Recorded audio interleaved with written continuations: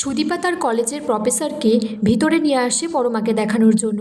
সঞ্চারী তখন বলে, এ কি, তুমি ওকে কেন ঘরে নিয়ে এসেছো? তখন সুদীপা বলে, উনি আমার কলেজের প্রফেসর।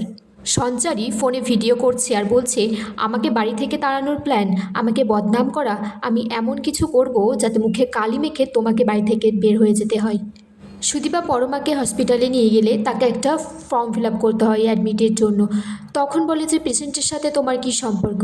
ও তখন বলে, আমার বোন হয়। সঞ্চারী আদিত্য যে থানায় থাকে সেখানেই ফোন করে জানায় যে অঘ্র চৌধুরী বাড়ির বৌমা অত্যাচার সহ্য করতে না পেরে সুইসাইড করেছে।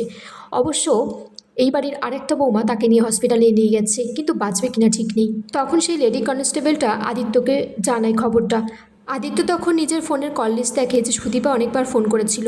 তখন সে বলে যে, সুদীপা তুমি এটা করতে পারো না, তোমার কিছু হতে পারে না, বলে সে ছুটে যায়।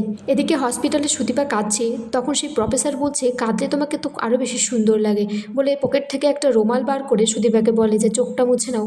এদিকে সুদীপা ডক্টরকে সেই ঘুমের ওষুধের নামটা লিখে দেয় যেটা পরমা খেয়েছে।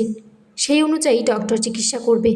এদিকে থানা থেকে লেডি কনস্টেবল এসেছে চৌধুরী বাড়িতে, আর সঞ্চারীকে বলছে, আমরা এখন হসপিটালে যাচ্ছি, আর বাড়িতে সবাই আসলে বলবে তারা যেন বাইরে কোথাও না যায়। আদিত্য সেই সময় বাড়িতে আসে, আর সঞ্চারী নাটক করে কাঁদতে কাঁদতে সমস্ত ঘটনা বলছে।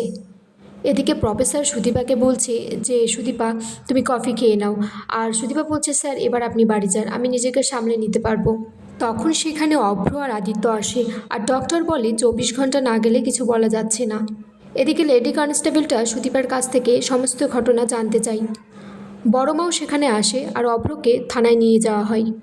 তখন সেখানে পরমার মা আর বাবা আসে, আর পরমার মা বলে, আমার মেয়ের যদি কিছু হয়ে যায় আমি কাউকে ছাড়বো না। অভ্র তখন আদিত্যকে বলছে, ভাই তুই কিছু কর, আমাকে এখানে থাকতেই হবে, আমাকে গেলে হবে না। আদিত্য বলছে, আমার কিছু করার নেই, তোকে যেতেই হবে।